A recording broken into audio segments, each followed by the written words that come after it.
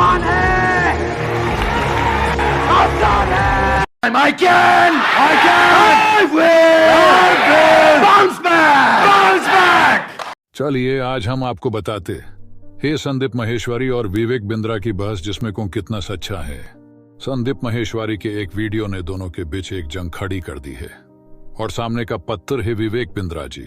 संदीप जी की एक वीडियो में एक शख्स खड़ा होता है और कहता है, मैंने एक बहुत बड़े यूट्यूबर से कोर्स लिया है जिसको खरीदने के बाद मुझे उसमें कोई वैल्यू नहीं मिल रही, और जब मैंने कहा मेरे पैसे रिफंड कर दो तो उन्होंने कहा इससे आगे जाकर कई लोगों को बेचो, और उसने आगे ये भी बताया कि उस जैसे कई लाखों लोगों इस कम में फांसे हुए हैं।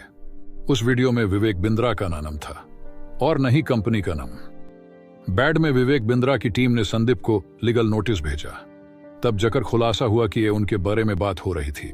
विवेक बिंद्रा एक बड़े बिजनेसमैन है और एक बड़े यूट्यूबर भी है जिसके 2 करोड़ से ज्यादा सब्सक्राइबर है। बिजनेस की दुनिया में एक बड़ा नाम हुआ करता था, लोग उनके दीवाने थे, पर जब से ये घटना घटी है, वीडियो बाहर आया और लीगल नोटिस भेजा है, तब से लोग विवेक बिंद्रा को बाइकआउट कर रहे ही। ये स्कैम आखिर में ही क्या ये स्कैम ही या छोटी सी बिजनेस मॉडल की गलती, क्या बिजनेस कोर्स बेचना गलत ही? आखिर करोड़ों लोगों के साथ ऐसा हुआ, वो इस दाल में किसी फंसी। आखिर भविष्य में हम ऐसा क्या करें जिससे हमारे साथ और किसी और के साथ ऐसा न बने? कौन है ये विवेक बिंद्रा? विवेक बिंद्रा ने 2013 में यूट्यूब चैनल की शुरुआत की और शुरुआत में बिजनेस और फाइनेंस के रिलेटेड वीडियो बनाए, ऐसी बहुत सारी चीजें बताया करते थे। इसके चैनल में कंटेंट की क्वालिटी बहुत अच्छी थी और कंटेंट फ्री में मिला करता था और हिंदी भाषा में बहुत आसान से समझाते थे।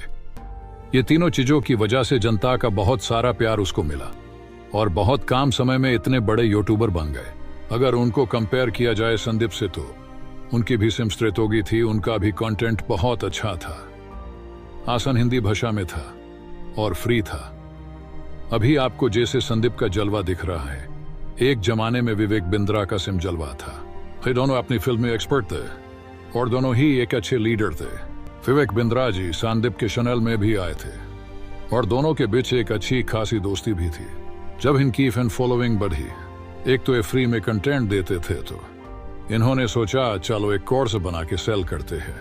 इन्होंने पेड कोर्स बनाया और उसको भरी मात्रा में सेल किया, इवेंट भी किए और वहां जाते थे और बिजनेसमैन को नॉलेज दी और उसको सिखाते थे। एवरीथिंग इज गोइंग ग्रेट, पर इन्होंने सोचा मैं अकेला कितना बेच लूंगा, मुझे एक पूरा इंडिया लेवल पर नेटवर्क बनाना चाहिए और हर आदमी ग्रोथ करे, हर शहर के अंदर मेरा ऑफिस हो और ऑफिस में एक टीम हो जो मेरे कोर्स को हर एक बिजनेसमैन तक पहुंचा रही हो। यहाँ तक कोई गलती नहीं है।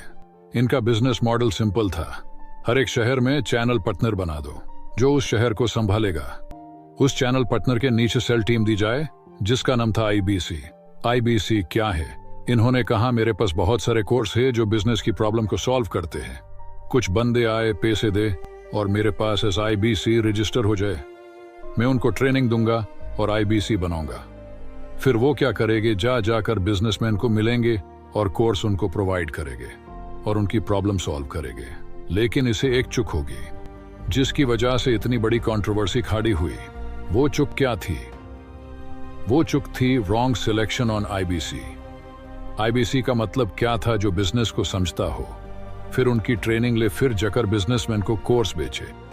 लेकिन इनके यूट्यूब चैनल को लाखों लोग देखते थे। पैसे कमाने की लालच में नॉन क्वालिफाइड बंदे भी कोर्स लेने लगे और आईबीसी बनने लगे। उस टाइम सोचना था ये बेचारा क्या बिजनेसमैन को नॉलेज देगा, इसको मना कर देना चाहिए। इसी तरह संदीप माहेश्वरी के वीडियो में जो युवक बोल रहा था वो बंदा नॉन क्वालिफाइड होगा और इतनी बड़ी कंट्रोवर्सी खड़ी कर दी। इस तरह इस कंट्रोवर्सी दोनों के बीच चल रही है, इसी कारण मार्केट में चर्चा चल रही है और दोनों में जंग। खैर वीडियो अच्छा लगा तो लाइक और सब्सक्राइब जरूर करिएगा।